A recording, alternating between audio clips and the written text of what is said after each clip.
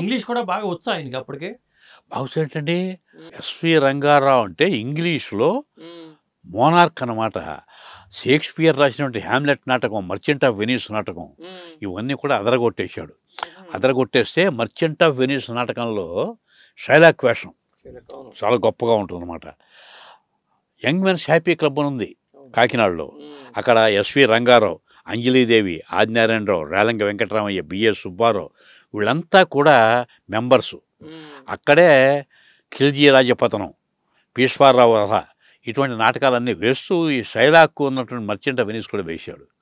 అందులో ఓ డైలాగ్ ఉంటుంది, oh Daniel is come to judgement అని.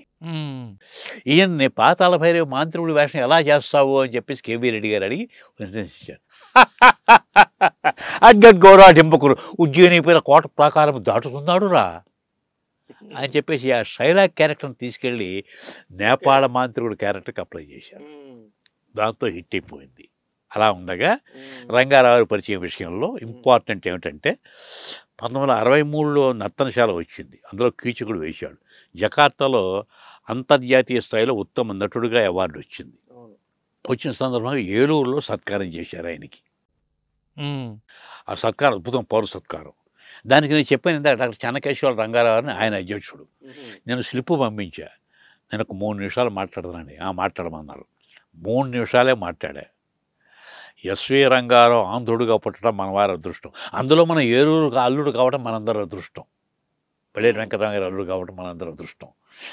ఈ మహానటుడు జకార్తాలోనే కాదు, ఆస్కార్ స్థాయిలో ఉత్తమ నటుడుగా అవార్డు అందుకుని మళ్ళీ మన ఏలూరులో వచ్చి పౌర సన్మానం స్వీకరించాలి అన్న. ఓ జనం చప్పట్లు కొట్టేశారు. దాంతో ఆ ఊళ్ళో పులిరాజు అని పెద్ద సినిమా హాల్ మేనేజర్ ఉన్నాడు. మరుసటి రోజు మా ఇంటికి మామిడి పళ్ళ బొట్ట తీసుకొచ్చాడు. ఏంటంటే ఇహ నుంచి ఏలూరులో జరిగే సినిమా కార్యక్రమాలన్నీ ఏం చేసినా సరే మీరే కండక్ట్ చేయాలి అన్నాడు. ఓకే. అక్కడితో ఆగలేదు. ఆయనకు ఫ్రెండ్ యు విశ్వేశ్వరరావు అని, విశ్వశాంతి పిక్చర్స్ ఆయనకు ఫ్రెండ్. ఆయన ఏదో కంచుకోట అని సినిమా తీస్తున్నాడు. పంతులో నువ్వు ఏమైనా కథలు రాశావా అన్నాడు. రాశానండి అన్న. అబద్ధం. అదే అయితే నేను విశ్వేశ్వర లెటర్ రాసిస్తాను, వెళ్తా ఉన్నాడు. ఎప్పుడంటే అప్పుడు ఉన్నా అన్న. తర్వాత నేను కథ రాశాను చిన్నది, పాతాళ మందిరం అని చెప్పేసి. ఇప్పటికీ ఉంది నా కథ. అయితే ఆ పులిరాజు నా క్లాస్మేట్ భూపతిరావు అని కొత్త ఉన్నాడు. అతను యువరక్తం అనే పేపర్ నడిపాడు. అతను టికెట్ డబ్బులు ఇచ్చాడు, ఈ పులిరాజు డబ్బులు ఇచ్చాడు. ఇద్దరు డబ్బులతోనే మెడ్రాసులో విశ్వేశ్వరరావుని కలిసేసరికి ఆ రోజు రాత్రి విన్నాడు కథ. బాగుందండి, కంచుకోట అయిపోయిన తర్వాత ఇద్దాం మనం. నేను చెప్పా కంచుకోట కథ వినండి అని చెప్పి కంచుకోట కథ అంతా చెప్పాడు. అద్భుతంగా ఉందనుకున్నాం. పులిరాజు లెటర్ రాశాడు. దాని తర్వాత పాతాళ మందిరం ఆయన దర్శన కథ ఇద్దాం, చాలా బాగుంది అని. కారణం తీయలేదు, అది వేరు సంగతి. అన్నీ జరగవు కదా. అలాగా అదైన తర్వాత రంగారావు సొంతంగా సినిమాలు తీశాడు. సదరంగం, బాంధవ్యాలు డైరెక్టర్గా తానే చేసినప్పుడు నేను చాలా బాగుంది అని లెటర్ రాసి టెలిగ్రామ్ ఇచ్చా. ఆ తర్వాత అప్పుడప్పుడు మెడ్రాస్ వెళ్ళినప్పుడు రంగారావుని, గుమ్మడిని, నాగేశ్వరం వీళ్ళందరూ కలుస్తుంటాం. ఇదంతా ఎక్కడి నుంచి మన జైత్రయాత్ర మొదలైంది 66 నుంచి. ఏది పులిరాజు ఇచ్చిన లెటర్తో మెడ్రాస్ వెళ్ళటం రావటం, వాళ్ళని వీళ్ళని కలవటం.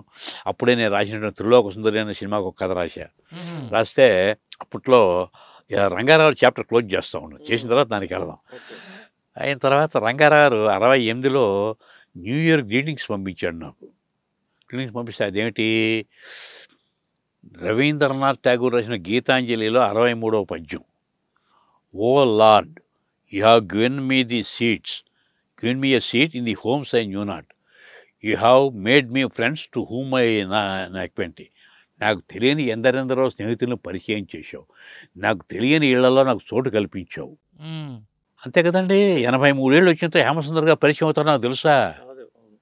అంటే జీవితంలో ఎప్పుడు ఏ మలుపు తిరుగుతుందో తెలియదు జీవితం.